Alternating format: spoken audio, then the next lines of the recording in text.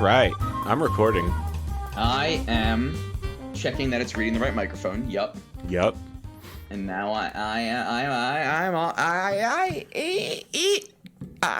I'm also recording. It's really important that you check to make sure that your computer is reading the correct microphone before you record. It's Yes, because if you get your laptop microphone, then everything just turns into a big old farting butt. Right. Then you get one person's audio sounds significantly worse than the other one's, and it breaks the illusion of all of us sitting in the same room. Because we're here with you to be your friends. We're here with you to be your friends, not to be your weird uncle living in an iron lung. Yes. What is is your head inside the iron lung? Your head pokes out of the iron lung. Oh, okay. Yeah. Well, in this case, your head is also in the iron lung. You're a bubble. You got like the Darth Vader breather. Yeah, you're a bubble. You're one of those. That's exactly how Darth Vader sounded. Yeah, I mean, I had to change it a little bit so I wouldn't get sued by Lucasfilm, but yeah. Oh, they might still sue us. That was very similar. Yeah, it was too close, but I was taking a risk. Yeah, it was very close. So, Frank, I'm gonna just imagine you're a young boy.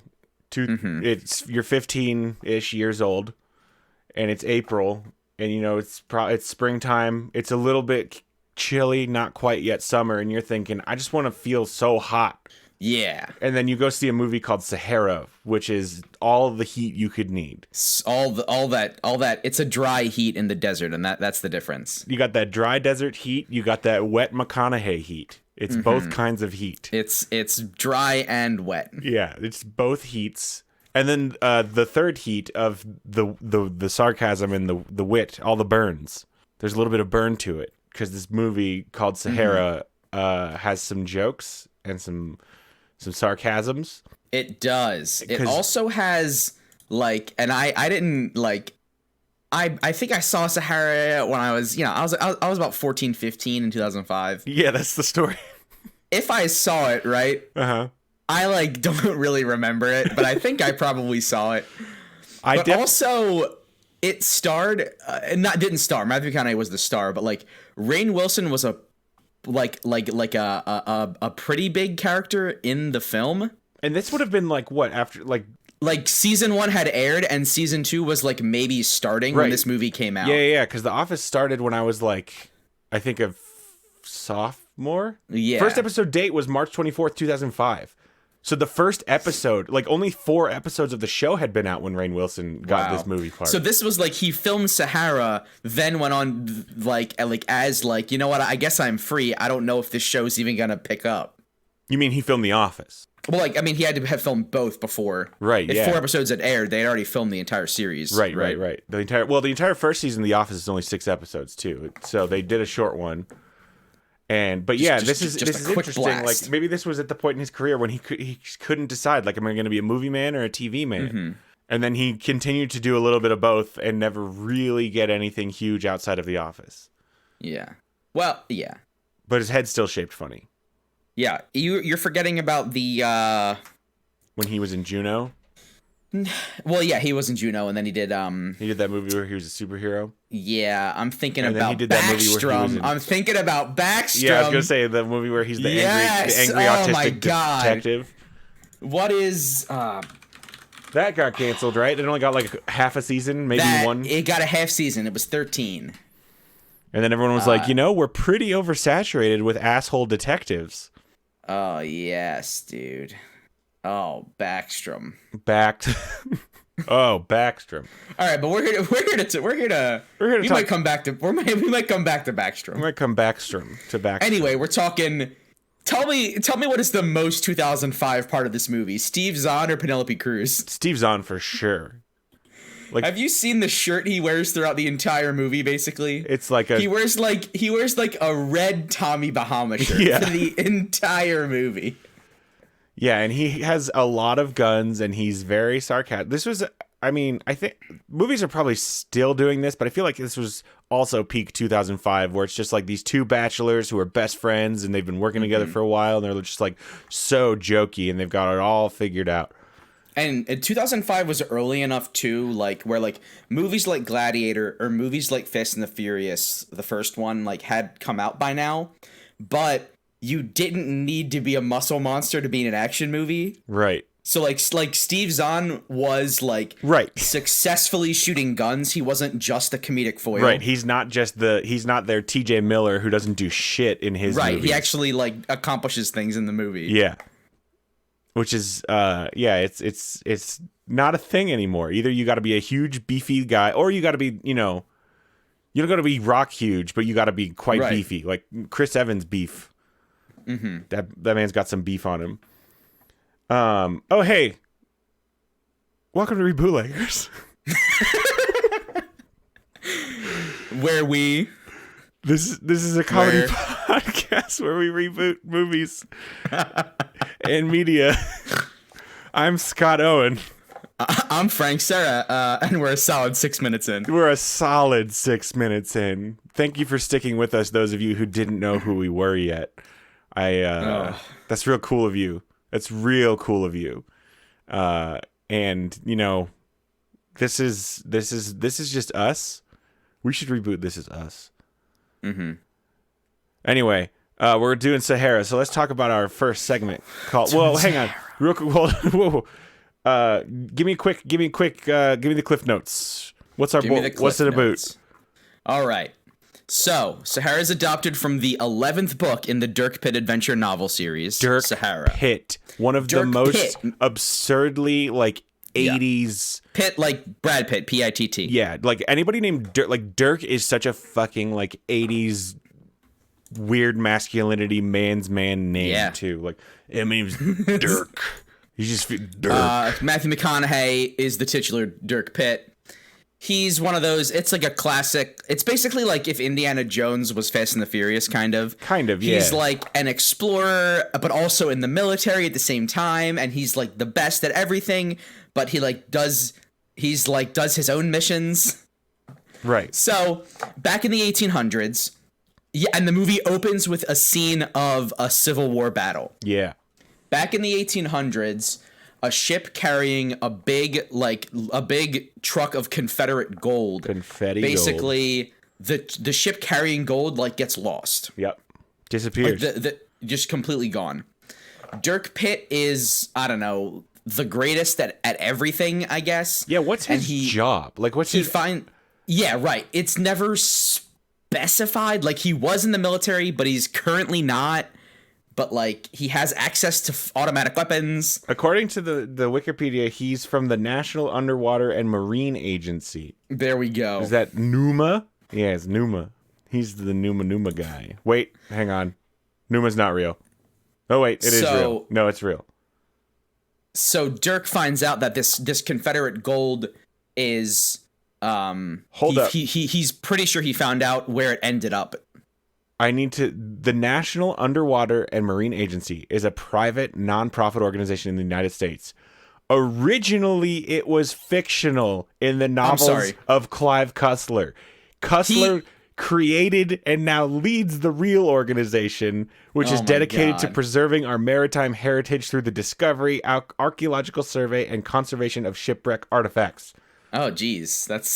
So he just James Cameron'd this thing kind of out of nowhere. Right. He made a fake organization for his 80s action hero. He made a fake organization, then made it real. Then made it real with all his book money, I guess. Okay. Good to know. So he basically tracks down where this gold was supposed to end up. Yeah. And then he finds out that he's not just doing an archaeological dig. There's angry governments are trying to also get the gold. The trailer is very confusing because there's a part where they talk about it being haunted and ghost ships, but the movie is not supernatural remotely, but the trailer talks about ghosts. Yeah. And the movie, there's also a weird disease killing people in the Sahara, right? Yeah. Entirely unrelated to the boat. But that's not their problem. Except it becomes their problem only because he accidentally meets Penelope Cruz and she's trying to research. She's a doctor, of course. She's a doctor. And she's trying to figure out what's causing the disease, and then their paths keep crossing, and then they find a boat.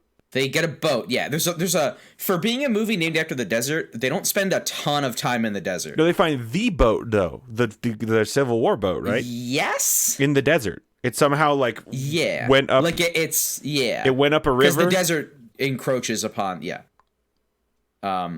went up like an underground river and turned into the desert, and then the gold is in there. And the movie has a lot of actual boat chases, like on water, like in rivers. Yeah. And then they blow up a factory. So then there's some like toxic factory that's causing the disease, and it's seeping into the water, which is eventually going to get to the ocean. So then they have to go blow up the factory, and then they find the boat after a helicopter car chase. Yeah. And then they're in a car and a helicopter's chasing them. Yeah, and Steve Zahn's shooting at a helicopter with his little gun. And it's like, Steve, come on. And then they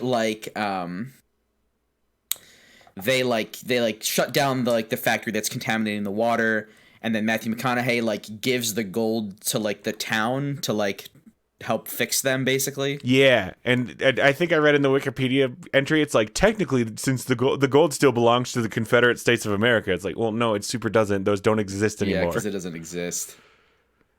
And the whole time, William H. Macy plays this like naval officer that keeps yelling at them over a sat phone of I'm getting reports, like, what are you guys doing? And Rainn Wilson is like William H. Macy's lackey.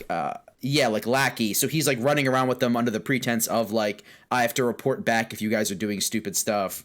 And then at some point, I'm sure they cajole him. Them. Yeah. They like cajole him into letting him do something. Yeah. They're like, hey man, but come on, you don't want to call Dave. So then Matthew McConaughey and Penelope Cruz kiss, and that's credits. Because it was this was still during that time that's not too far in our rearview mirror, where the main character and the female character always had to end up together. They couldn't just be professional friends. I'm still reading about this Numa thing, and I just love, in the fictional Numa, it's a government organization, and for some reason this is called out. Its headquarters is a 30-story building located on the east bank of the Potomac, overlooking the Capitol building. The agency comprises over 5,000 employees and scientists that often work around the clock on expeditions. Like, Clive super wanted this naval organization to be a big deal, where it's like this huge presence in Washington. It's often referred to as a marine version of NASA. So it's like Sequest. You ever seen Sequest?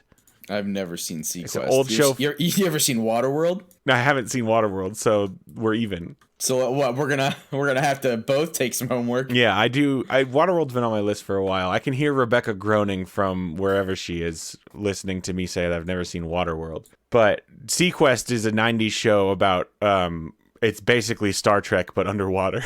Okay. They find a giant glowing squid. That's the only episode I remember. Well, his poop glows, but they don't know it's squid poop. They think it's like valuable things. And it turns out it's dookie. Let's get into our first segment called Love It or Leave It. Love me or leave me or let me be lonely. Where we're going to talk about what we want to keep and what we want to get rid of. I think we got to keep the Sahara. Well, first we have a mail-in request. Oh, yeah. Rebecca's not here with us this week. She sealed in an envelope her Love It or Leave It entry for this film. She said, in case I never see you again, in case this mission fails, here's my entry. Here's what I want to take out. And what does it say? So it says too much gold. It's 3 words. Too much gold? Too much gold. Too gold. There's too much. It's too much gold. It's too much gold. So there's Confederate gold. The desert is like the color gold, right? Yeah. Matthew McConaughey's tan in the movie. He's bronzed. That's a different metal. Bronzed. But he's kind of gold. There's lots of gold. He's pretty gold. Okay, so we want to. So let's keep that in mind. It's too gold. So does she want to keep too much gold or get rid of too much gold? I think it's getting rid of too much gold. Okay, so what do you want to replace it with? Throw in some blues or silvers. Like some lapis lazuli? Throw in, maybe it's Confederate silver. Oh, now everything's silver. The desert is made of diamonds now. Yeah, maybe it's not even a desert. Maybe it's a pile of. Maybe it's the Arctic. Oh, then it's white. Then it's white. Maybe sands. The Confederate States lost silver in the cold tundra. In the cold white sands of the Arctic. Yes. Because maybe in our timeline, this is post second ice age, and it is the desert, but it's very cold. Oh, that's fun. But also, let's be real. If the Confederates are going to either, they're going to go to the Antarctic because that's in the south. Because that's the south. I do like... Which penguins and polar bears live in opposite poles. Do you remember which one is the south? I'll tell you what one is the south. Ah, shit. I think it's penguins. I'm pretty sure penguins are Antarctic. Okay, I don't want to... Okay, one second. Penguins are Antarctic. Oh, thank God. How do you think those bears got up there? I guess they swam, right? Got so far. Is it swum? Swam. Is this has a hanged swum, hang I think. thing? Huh? Is this a hanged hung thing? What is swum? No, this is, hanged and hung are two literally different meanings. They're two different. I do believe that swum is the past participle of what is swim. To swim. Swim has swum. Because you do swam. You do swam. What do we got? Yeah, swam is the past tense and swum is the past participle. Nailed it. Yeah. Okay. So they swam there. They done swam there. Okay. I want to keep boat where it shouldn't be. I like that. This boat's in the desert. That's not where boats go. Boat where it should not be, right. There's a mystery about how the boat got there. How'd the boat get there? Maybe now the boat's like... How boat do that? Maybe the boat's like in a tree. I don't know. We'll figure it out. Like a big tree? We got to figure out our setting before we know where the boat's going to be. I'm just keeping the boat should not be there. All caps. Yeah. And then I want to get rid of... I want to get rid of the disease killing people. I don't care about that plot point at all. I just want it to be like a treasure hunting movie. Yeah. Yeah. Right. It's two different. Is it a treasure hunting or is it like an evil corporations? Right. Or like. Right. We want to do National Treasure without Nick Cage. Right. Let's focus up. And I think it is worth noting that this movie is apparently one of the largest box office flops of all time, which is weird because it only lost like 49 million. But I guess that most flops haven't actually lost that much because I feel like they haven't actually spent that much. Like, yeah, exactly. So its budget was like 160 and it only made back 119. I think part of that it's got to be to its unfocused plot where it's like, well, what are we doing? Are we solving corporate corruption and greed, or are we finding the treasure? Come on. I mean, to be fair, Indiana Jones solved the problem of Nazis while also hunting treasure, but no one can really live up to Indy. So, okay, this is going to get... Sahara's only the 32nd biggest box office bomb. Oh, well, then Wikipedia misled me. How? 32nd, huh? What's the biggest? Yeah. What's the biggest box office bomb? Mortal Engines. Oh, good for them. Yeah, that movie was bad. Mortal Engines has... estimated loss $174 million. Oh my gosh, that movie was terrible. I thought it was going to be terrible in a fun way, but it's just unwatched. It's so hard to sit through. Everybody's so dumb and boring. That's great though. That's great about Sahara that it's further down on the list. Yeah, it is a bomb, but it is one of the biggest. Implies to me like top 20. Yeah. I guess maybe top 50 if you're really trying. Yeah, and it is top 50, but it's top 50. Okay, so Frank, what do you want to keep or get rid of? I want to keep I want to keep Steve Zahn. I don't want modern Steve Zahn to just show up for our movie. I want him back in that Tommy Bahama shirt. Right. I want Steve Zahn to pretend like it's 2005 the movie. You want time capsule Steve Zahn, the only Steve Zahn that anybody even remembers to be there. I want to Gemini Man Steve Zahn back to 2005. Does that mean we also have to have current Steve Zahn, though? We do have to have Disney age down technology, so this has to be a Disney movie. Oh no, the original was not a Disney movie. Seems like it should have been. No, it was Sony? That sounds right. Sony? It was Paramount. You know, it was an international co-production between the United Kingdom, Spain, Germany, and the United States. That's always a sign of success. Yeah. All right. Let's get on to our second segment called When and Where.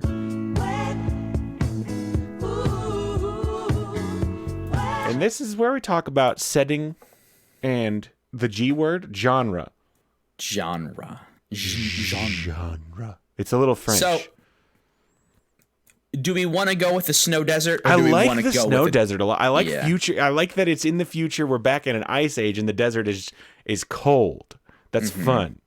And maybe it's like World War III silver. Yeah, and maybe like Confederate silver. The desert's been like nuked so hard it glows at night, and it's hot. Yes, it's hot at night and cold in the day. Oh, backwards desert.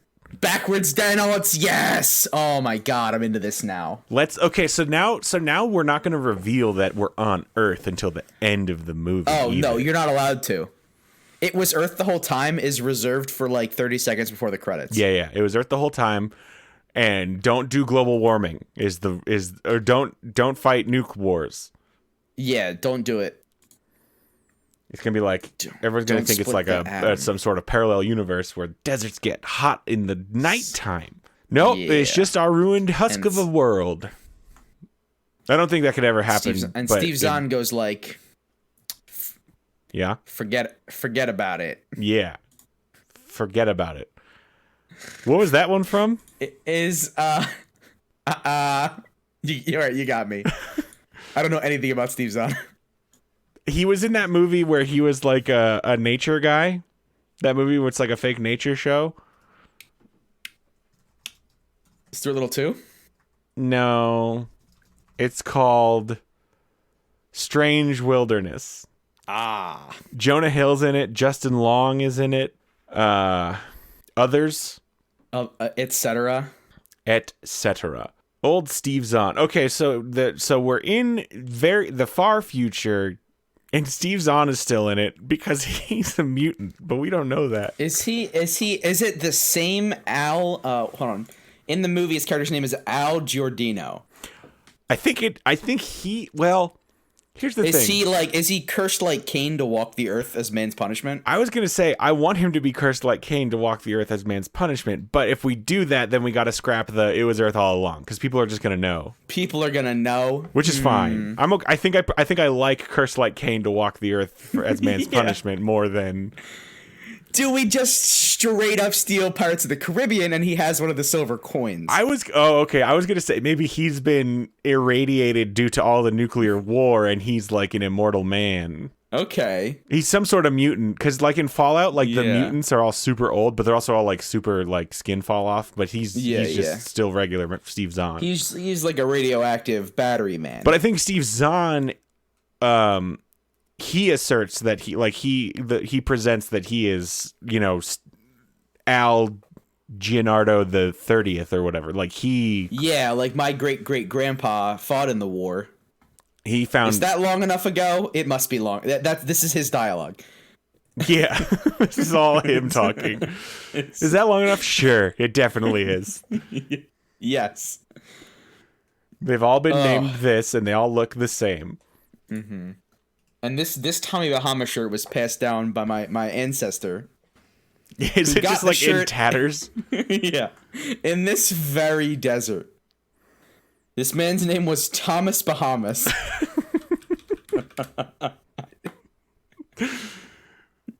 Thomas Bahamas. And he... Yeah. And he it spread like a legend, right? Yeah. And back when the desert was cold at night. He knows. Mm-hmm. He remembers that. Well, he's heard of that time. Those are just stories. The desert's always been hot in the night. Yeah, it's always been cold in the daytime. He's like, there was once a time where the opposite was true. And both the North and the South Pole are like Florida. Yeah, that'll really burn them. Cause like it flipped, like with cause the ice. What if the Earth actually like flipped over too? Like the Antarctic was up top. Yeah. Okay. The Earth is just flipped over. We won't ever call attention to it. It'll just be there'll be a couple shots where it like shows the globe. Is wrong. Yeah. When we like do it like a transition when they've traveled somewhere, we like do a globe transition and everything's just upside down. But we never. Oh, I was gonna say like they just unfold a map that's the wrong way, but no one flips it back around. Oh yeah, there's no one standing on like it's not like people standing on both sides so that it's upside down for some people. It's just upside down for everyone and everyone's fine with it. Yeah, that's very good. Okay, if it was flipped, would we notice? Yeah, would it even matter? Like, space is... You can be whatever way you want. Tell me about it. Huh. Something to think about. Something to think about, listeners at home. Huh.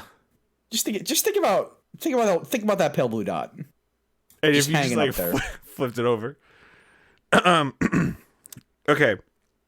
So we got our setting. What's our, and it's like a fun action. It's like we're going 2005 action comedy tone. Mm-hmm. Like The Mummy, but if The Mummy was worse and now better because we're making it better. Yeah. And if it doesn't have Brendan Fraser. It doesn't, but maybe it could because this is a reboot. Maybe we get Brendan in there. Could. Maybe we do. Are we gonna enter the old Sahara into the Mummyverse? Oh, is Sahara part of the Mummyverse? Maybe the Mummy has caused the Earth to flip over. Yeah. Maybe the Mummy has. Do you think the Mummy is at war with the cursed ghosts of the Confederate Silver? Oh, maybe. I was saying like maybe we live in a world where the Mummy has taken over and he flipped the Earth. And he flipped the... Oh, okay. Oh, when the Mummy rotated the Earth upside down is when everything also got flipped. Oh, all the climates and shit. So they need to just flip the Earth right side up and it's all back to Norman. And everyone's like, why do we have to flip it? Like, we're kind of fine. It's just different. He's like, we gotta flip it. For 300 years, this has been normal and everyone's telling them, like Steve Zahn and Brendan Fraser are saying this isn't normal, but they're like, what? Brendan Fraser is also now a mummy, but he's a good mummy. And he has a silver coin too. Yeah. Oh, wait. I thought, well... The silver coin made Brendan Fraser a good mummy. I thought that Steve Zahn was old because he was a radiation mutant. Yeah. I mean, I kind of like the idea... So the radiation got to Brendan Fraser too. I'll be honest, I forgot we did that. Yeah. I like the idea of them being two separate immortal men cursed to walk the earth like Cain, but they're immortal for different reasons, like completely different reasons. Like one is a magical coin and a mummy, and then the other one is science. Yeah, the other one is just he was in a nuclear blast or some shit. And they need to combine magic and science to flip the earth, dude. Oh, magic and science together. Because people have to work together to fix our planet. Okay. Is this also part of our fast food universe that we said last episode we were going to start doing, or do we need to save that for Rebecca? It's going to have to be, yeah. So, well, wait, does it have to be, or do we need to save that for Rebecca? Like, well, Rebecca, is she going to be pissed? We can save it. We'll save the fast food universe. So this is now the Mummyverse. And this, I believe this is our second expansion of the Mummyverse. Yeah, well, because we already did the Mummy where you use cats to fight mummies, and all special forces are equipped with a cat to go fight a mummy. So Brendan, when the Mummy turned the earth around, all cats became dogs, obviously. Okay, so this is going to be an interesting thing that no shared movie universe has done. Where we're jumping forward like 300 years, and then some more of our movies in the Mummyverse can like be in the middle times to show like what happened in between, how we got there. Like we're doing first movie, last movie, and then everything in between later. Yes. Yeah. So let's 74 hours earlier, 24 hours later. No, 3 weeks before this. Yeah. A month after this. Well, yeah, but also, like, the last movie is, like, 300 years in the future when the mummy is taken over and flipped. Or is it not? Yeah. Yeah, because they're cursed to walk the earth like Cain for man's sins. Yeah. Okay, so let's get into characters and casting in a segment that Frank likes to call Who Can It Be? Who can it be now? And this is so it's not going to be Dirk Pitt anymore. It's got to be like Dirk Pitt also sounds like a stupid pun about like a dark pit. Like was the first book about like being in a pit? What about like it's got to be his ancestor and then Uncle Al, who like there's always been an Al, but it turns out it's always the same Al. Yeah. And then also so it's still last name Pitt. Yeah, still last name Pitt. Maybe it's Spike Pitt. Spike Pitt is good. Spike Pitt's a woman though. Mm-hmm. And she kicks ass. And she's like a hardened mummy world survivor. Okay, is it a regular part of this world that you need to then kill mummies like a zombie apocalypse? Well, that's what I'm wondering. Is it like everyone's just learned to live in mummy world and right? Because we could do like there's that. I think it's a Key and Peele bit where it's like the zombie apocalypse, but the zombies just like leave everyone alone. Yeah. So they're just like walking around. That sounds funny. So it's kind of like there's mummies, but like it's like having a beehive. If you don't bother the mummies, they don't bother you. So people just kind of like work around it. I think maybe it is a harsh environment for humans, and humans have learned to survive, and humans don't love it, but like this is the world we live in. I think there's the humans. This isn't the Terminator. It's not like they are completely crushed underfoot and like holding a resistance. But that said, they are trying to flip the Earth back over. Gotta flip the Earth back over. But they don't even know they need to do that until Steve Zahn and Brendan Fraser meet. Will that defeat the Mummy? So those two still want to defeat the Mummy. For sure. Yeah. I feel like defeating the Mummy is what flips the Earth back over. Oh, I thought flipping the Earth back over would defeat the Mummy. Yeah, does it work both ways? Maybe just one does the other. We don't know which. Yeah. I feel like defeating the Mummy. Try both. I feel like defeating the Mummy is gotta flip the Earth, because otherwise, how would they flip the Earth? How would they flip the Earth? That's why. Do they just get like a real big like claw and just like flip it over? Yeah, but like you know how even no matter how strong you are, you can't pick yourself up off the ground. Maybe Brendan Fraser becomes the God King Mummy at the end, and he does flip it over himself. And he says, "I'm the mummy, and I flip the Earth back over, and then I kill myself." Yeah, because he's still a mummy in this movie. So he flips the Earth back over, then the world becomes uninhabitable for mummies. So it's like Hercules jumping into the pit at the end of Disney's Hercules. Yeah, except he doesn't get to be. Okay, let's wait until let's get our characters in cast first, and then we'll talk about plot. So Brendan Fraser is played by Brendan Fraser. Steve Zahn is played by Steve Zahn. Right, they're the same guys. Who's Spike Pitt? Does Matthew McConaughey have like a sister or a daughter? No, he doesn't. He has a child. Their names are hidden on Wikipedia, so I'm out of ideas. We could do like Jessica Chastain. We could do like Anne Hathaway. We could do like, who else was in Interstellar? I guess. We're doing like a Linda Hamilton, like not a young. No, she can be like a 30 40 something adult. Like that's fine. Okay. She doesn't have to be a kid. Yeah. I for some reason I'm only pulling from Interstellar right now. We could do what's her name? From I need any information from you. From the movie? Yep. You know, the movie with she was in Constance Wu, that's who I'm thinking about. Ah, okay. Oh, what about Julia Stiles? Haven't seen her much lately. Have not seen her in a while. Let me just make sure she's not doing anything cuckoo bananas now. Yeah, she was in Hustlers with Constance Wu. That's why her name just popped into my head. She has not fallen apart and become a crazy person, okay, so we're good. Let's get Julia Stiles. Let's get Julia Stiles as Spike Pitt. How old is Julia these days? 38, I want to say. Yeah, 38. Holy shit. I got it right on. Look at me guessing people's ages. Okay, and then, I mean, the original movie only had 3 top-billed people. Yeah, and then we need a character from The Office. Let's get Stanley. Okay, here's the thing. I was forming the letters with my lips to say Stanley. And I can't tell you why, but I want to see this man in an ice desert. Yeah, I want to see Stanley just like super over being in an ice desert. And to be clear, okay, we both want him to be Danny Glover, right? I want him to just be like, he's too old for this ice desert. Yeah, but he's just like rolling his eyes constantly, and he's like, right. Does he do his classic Office bit, shove it up your butt? I never watched that far. Did that really become a thing? It was a joke for one episode, and then it caught on in real life. I never watched that far into the show, but sure. He always, whenever anyone asks him a question, he goes like, He answers like it's normal, and then he goes, then shove it up your butt. Shove it up your...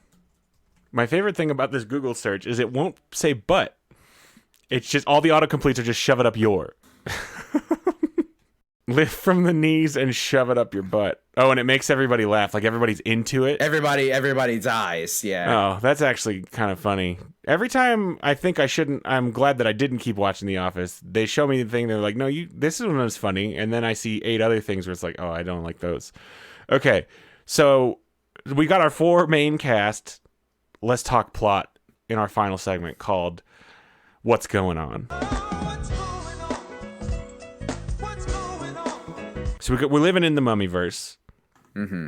So here's my first question: is it obvious that this is a Mummyverse movie, or do we just make it seem like it's a Sahara movie? Are we talking pyramids everywhere? Well, is it just like when people go to see this movie, has the trailer made it clear that this is going to be part of our Mummyverse, or are they thinking I'm just going to go see a Sahara reboot and then surprise, it's part of the Mummyverse? I don't know. I always like the idea of the backdoor pilot, right? I also love the idea of a backdoor shared universe. Right. But I know that the suits are going to want us to put the mummy in the trailer to put butts in the seats. Well, I think we could put the mummy in the trailer after the first weekend. You know how like as soon as the movie has premiered, the new trailers that say like best opening. Then they release the trailer that's just full of all the spoilers. Yeah. We can just do that. I do I just love the idea of a secret shared universe that isn't obvious until later in the movie. I'm holding out hard for like Fast and the Furious to turn out to be part of the Transformers universe. Yeah. Oh my god, dude. Right? Yes. It's just like 50 years before Transformers happens. Wouldn't it be incredible? Or not even just suddenly in a fight scene, one of their cars transforms and it's like, what the fuck? And then Optimus Prime shows up, and then and the Vin Rock. Diesel is flooring it. Cause just imagine, and then as he's flooring it, it transforms around him until he's riding a transformer. Yeah, I think I almost would. All right, prefer, we need to press pause because this is literally what we're doing probably next week. Yeah, I think I would prefer Transformers to combine with Hobbs and Shaw because I do want the Rock to be like driving Optimus Prime. Yeah. Remember in Hobbs and Shaw when the Rock pulled the helicopter out of the sky with his muscles? Yeah. Okay, cool. There was the reason I like the first act of this movie being mummyless. It's being mostly right? It's mostly. And then Brendan Fraser shows up and does his classic like, "Come with me if you want to live." Yeah. I'm Brendan Fraser. He's wearing like the headscarf and everything, and then he pulls and reveals his face, and he's still handsome. Yeah, he still looks pretty good. He's gonna need to hit the gym for a bit in this movie. I don't know if you've seen Doom Patrol. He's a bit bigger, which I mean he's earned it. He's earned his rest, but now we need him back because he is back in fighting shape because he's going to be just clocking mummies on the jaw. Can his face be pretty, but like other parts of him are decaying? You're talking Aaron Eckhart in the Frankenstein movie. Yes, he's going to be a sexy monster. I've not seen that. You haven't? You should. It's not. You shouldn't. It's not because it's a good movie, but because like it is like a pitch perfect study in like what happens when you make a movie by committee. Yeah. We didn't really just due to different things. We didn't get a good run of spooky reboots, but next year I need to really commit to just watching more spooky movies that we can reboot. Okay, so Brendan Fraser shows up. He saves Spike Pitt from something. Maybe the opening of the movie is when we have the boat that's somewhere it shouldn't be, and then that won't be I guess that still should be the plot. Like we still want it to be a treasure hunt movie, and then they're also going to flip the Earth. Yeah, so we kind of turn it back into the original way Sahara did a pivot, which I'm okay with now. I'm okay with now because it's our pivot. Like we decided. Yeah. I think the opening scene is still her finding a boat where it shouldn't be, and then it's like a wink and a nod, but then the boat where it shouldn't be isn't the main thing. So where's the boat that should not be? The boat shouldn't be there. Top of a mountain. Top of a mountain. Okay, that's pretty good. And where's the mountain? Because it crashed in the before times, and then as the mountain was formed by tectonic plate shifts, it just lifted the boat up and out. It lifted the boat up. Yeah, boat on top of Everest or some shit. But it's like New Everest. They call it New Everest. Yeah, they call it Everest. Everestist. Everest. Everester. Yeah. Everester. Well, I guess Everest would be they already. They call it Everest Junior. It's kind of ridiculous they started with Everest. They didn't even go like the Everer. Yeah, They or just- Ever. Yeah, they just started with Everest. This is the Everest mountain. Well, boy, were they wrong, because now we got Everest Junior. It's like Everest mountains like roller Everest coasters Junior, now. which They is just call it huge. like Son of Everest. Like roller coasters? Is that what you said? Yeah, like Son of Everest. Everest returns. Like the Nightmare Everest. What are some real roller coasters that have done this? I don't know. Six Flags probably had some. I feel like there was. Have you ever been to Superman Kennywood? Returns. Huh? So they had a Superman Returns roller coaster, right? Because there was a Superman roller coaster. Well, there's also a Superman Returns movie. No, but it wasn't for the movie though. Oh, I see. Okay. And then there's like Vomit Comet, and then like Vomit Comet Junior. No, Vomit Comet's a plane. I don't know, man. There was. Have you ever been to Kennywood in Pittsburgh? No. Don't act like that's unreasonable. There's a roller coaster called the Phantom, and then I think they rebuilt it. And now it's called like Phantom's Revenge or something. So that checks out. Stuff like that. Okay. So then is Spike Pit already with Al? Like she and Al are still a duo. Like the Pits and Al. Yeah. Okay. Yeah. And I think they're both hunting for the silver, right? Yeah. The Mummy's silver. Yeah. But because then Brendan Fraser's going to be like with all the silver. Is it mummy? Maybe it's just like ancient Egyptian silver. We don't reveal. We can't say it's mummy silver until we see Brendan Fraser. Maybe it could. Yeah. Right. Do they don't know that it's? They don't know that it's mummy silver. Did they find Brendan Fraser in a sarcophagus? Like, has he been mummified and they wake him up? They open the top of the sarcophagus and he's like, "Oh my God, thank you." The mummy. Mummies are not allowed to open their own sarcophagi. When the mummy. Okay. This is what we'll reveal in a future movie. Is that when the mummy flipped the earth? That was when Brendan Fraser was defeated and mummified and sarcophagused. Okay. Like he turned him into a mummy and then he tossed him in the hole in the coffin. And then he's like, "Wow, I've been just jammed up in there." And now we wake up. You cannot believe how much the mummy jammed me. So they're gonna find the sarcophagus, and it'll just be like a mummy. Like they're gonna open it and be like, "Whoa, there's a mummy in here," and then they'll move on to go do something else. And then they unjam the mummy. And then they what? They unjam him. Yeah, they unjam him, and then they go do something else, and then they activate some trap or curse, and then the mummy like busts in, and then he opens his headscarf. He rips off his head bandages, and it's handsome Brendan Fraser. And he goes, and then he says something in Egyptian. And they're like, "What?" Ancient Egyptian, I should say, not like modern Arabic. And then and then he like, "We're safe for now," because it makes the mummy go away. No, he's the mummy. I thought you said the real mummy shows up. No, okay. Just something shows up. I was like, it's early in the movie, but I'll roll with it. He's the mummy who busts in. He's the mummy who busts in. And then he goes, I'm not a mummy, I'm a daddy. But he is a mummy. Because he's a good mummy.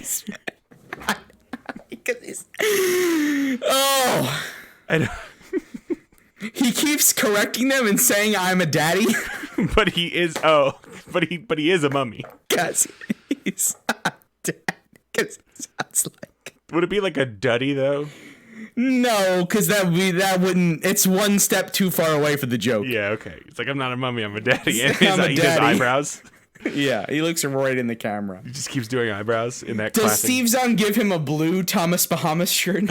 Yeah. Steve Zahn's moved up to blue.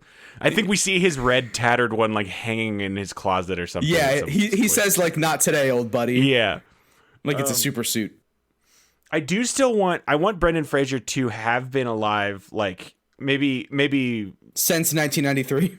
Well, yeah, like he's 300 years old, but I want him to not have been mummified the entire time. He's only been mummified for the past like 100 years. Yeah. But it is 300 years in the future.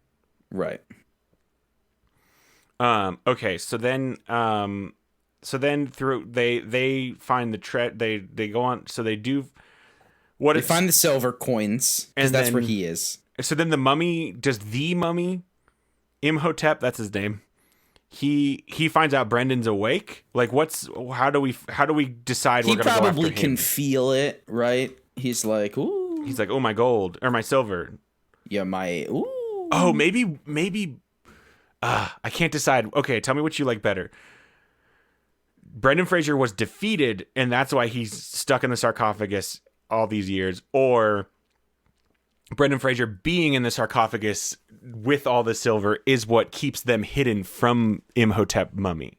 And now that they've awoken him, Imhotep Mummy can come get his silver, which will restore him to even greater power. I like that one. Yes. Okay. Let's do that. Okay. So Imhotep shows up, so then they're like, oh shit, we gotta get this silver out of there. So most of the movie is trying to keep the silver away from him, but then he does get it, and then Brendan's gonna have to do something to flip the earth, which makes the world less habitable for mummies, and then most mummies are gonna die. Yeah, and then Brendan Fraser also dies. Did we decide? I guess. Yeah, because like he already sacrificed himself once. What's one more? Yeah, and he now is very. Is he a good mummy who can tolerate cats, or is he like equally terrified of cats? I think he's like, even though a vampire is good, he still has to follow the rules. That's a bummer, buddy, because he loved his cat Rascal. He loved his kitty cat. Yeah. And then originally when the earth flipped, all the cats turned to dogs, but now all the dogs that were cats turned back to cats. Oh, like those real skinny Egyptian dogs? Mm-hmm. Jackals, thank you. Is it a jackal? Everybody's in Anubis. Okay, So then what's Spike Pitt during this whole movie? We haven't talked about her at all. Spike Pitt is basically just a movie main character, huh? Yeah, okay, here's what I want. If someone's punching, she's punching. If someone's shooting, she's shooting. If I'm directing the main characters in movies don't actually do a ton in these movies. Yeah, if I'm directing this movie, first of all, I understand that immortal Steve Zahn and immortal Brendan Fraser are the draw. So Spike Pitt, sorry you're going to be taking a back seat, but you're still a big deal. Secondly, my direction for Spike Pitt, my direction for Julia Stiles is just if Matthew McConaughey was a woman is what I want. Mm-hmm. Just like do Matthew McConaughey, and then she can like do his voice and everything. It'll be perfect. Frank, did I lose you? No, I'm just really taking it all in. You're just so quiet. We made something today. I know. I kind of, this is very exciting. Well, I think that's going to do it for us. Let's talk about food and Mountain Dew pairing. What are we eating? What are we drinking while we watch this movie? Yeah. Fruit by the foot. Because it's like mummy tape. Fruit by the foot. Or anything tape-ish. So you can do... Yeah, anything that you can pretend is mummy tape. You could do bubble tape. You could do string cheese, I guess. The Big League Chew. You could do the... that Japanese fruit treat with the long man. Sakura gummy. Do they still make that like the bad bubble gum where it's like Big League Chew? It's like, well, Big League Chew's like the shreds, right? Mm-hmm. But where you like open the packet and it's just like a 2x4 rectangle like sheet that you have to like figure out how to cram in your mouth. I don't know. I know they make Bazooka Joe still. Oh, do they even still make Bazooka Joe? They still make Bazooka Joe. It's basically just like rocks. Bazooka Joe. Yeah. What about there's always that terrible bubble gum that's always in like Halloween bags, like big bags of candy, and it's like the stickiest bubble gum ever. So if you blow a bubble, it gets stuck on your face and it will not come off. Yeah. But that's not this. No. Have you seen the Long Man commercials? Did I show those to you? No, I'm going to in a few minutes. Show them to you in a minute. You're gonna love them. It's the whole saga. Okay, so and then probably just normal Mountain Dew because it's like green, like nuclear radiation. Yes, that's perfect. Oh yeah, and we'll just leave it up to you, the listeners, to figure out how Brendan Fraser and Steve Zahn combine magic and science to flip the earth and defeat the mummy. Mm-hmm. I do. So Brendan Fraser does have mummy magic, right? Yeah. Okay. We're just gonna hand that scene off to our special effects department. Oh, and it's gonna be like, so good. Movie ending stuff. It's gonna be so good. All right, that's gonna do it for us. Thanks so much, everybody, for listening. If you like the show, please give us a good rating and review on Apple Podcasts. That helps so much. Like seriously, like it takes just like a minute, and I just really want you to do it. It would be so good. It would be so good if you would. And make sure you're subscribed. And we love you very much. Thank you so much for the Hello Sweetie Podcast Network for allowing us to be part of the network. You guys should go check out those shows at hellosweetiepodcastnetwork.com. Great geek shows like Hello Sweetie, where it's a wonderful take from women on all things geek. There's also the Nerd Dome podcast, a video game podcast, Push My Buttons. Go check them out. They're great. We love them. Until next time, I'm Scott Owen. I'm Frank Sahara, and I'm a little bit late. What's our password for next week, Frank? Password for next week is, what's up? Because, Steve's on.